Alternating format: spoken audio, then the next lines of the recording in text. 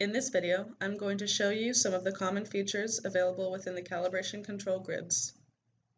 Right-click for the context menu. From here, you can find shortcuts to a lot of our basic features. To open a record, first, I have to highlight the one I want to open, and then in the context menu, I click Open Record. From here, I can edit any of the information I want, and then click Submit. I can also open a record by double-clicking it. To create a new record, all I have to do is double-click in the gray area. Now I can add information for a new record and click Submit. I can also use the context menu to create a new record. If I want to delete a record, first I have to select it, and then right-click for the context menu and click Delete Record. To enable and disable the filter row, right-click for the context menu and toggle the filter row button.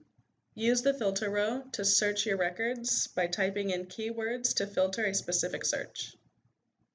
To search for precision plastics, all I have to do is type in PR, and then I found it.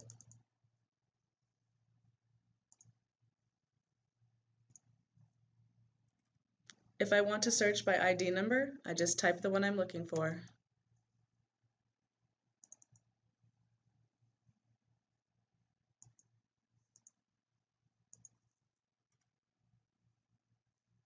I can also filter for more than one thing at a time.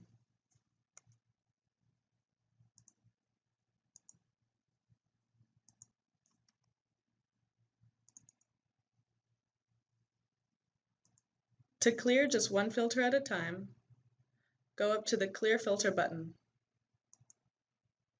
If I want to clear all the filters at once, use the one on the left-hand side. If I want to change column placement, all I have to do is click and drag on the name to the position I want it to be.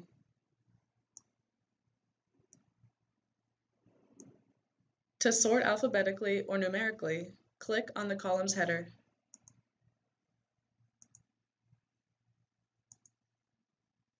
The display count is located at the top of the grid.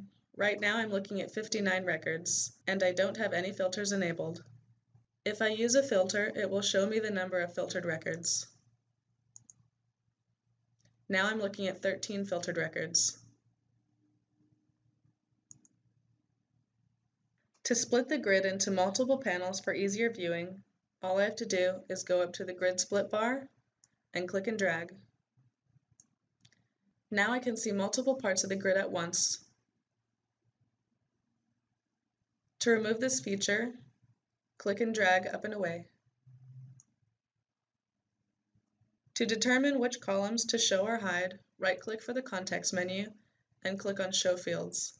From here, I can choose which columns are visible in the grid. Right now, I want to see the address and the state. Let's add those. But let's remove the contract number, since I don't need to see that. Click Apply and OK.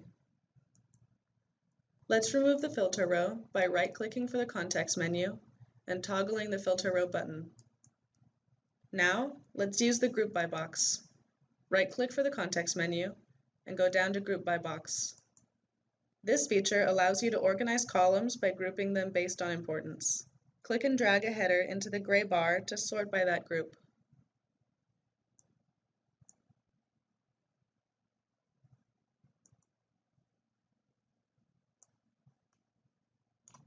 Now I can see the accounts based on their status.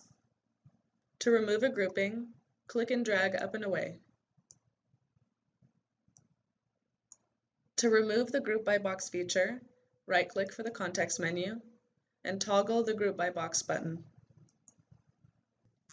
To change the sizing of the rows within your grid, right-click for the context menu and go down to the Row Sizing button.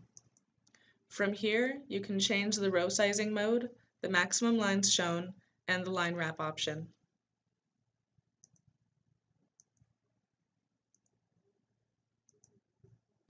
To refresh the grid, click F5 on your keyboard or right-click for the context menu and click Refresh Grid. To print a copy of your grid, right-click for the context menu and click Print Data Grid.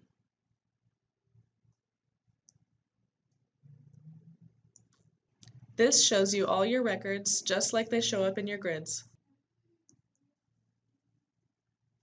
Let's reset the grid to default. To change the width of the columns, either click and drag or double-click. There are a few export options within the context menu, 2 for Excel, 1 for PDF, and 1 for XPS. We've included some quick viewing options at the bottom of our context menu. From here, you can see accounts with no contracts, accounts with no relationships, accounts with no active contracts, and accounts with no active contracts or opportunities. This allows you a closer look at some accounts that may need more information.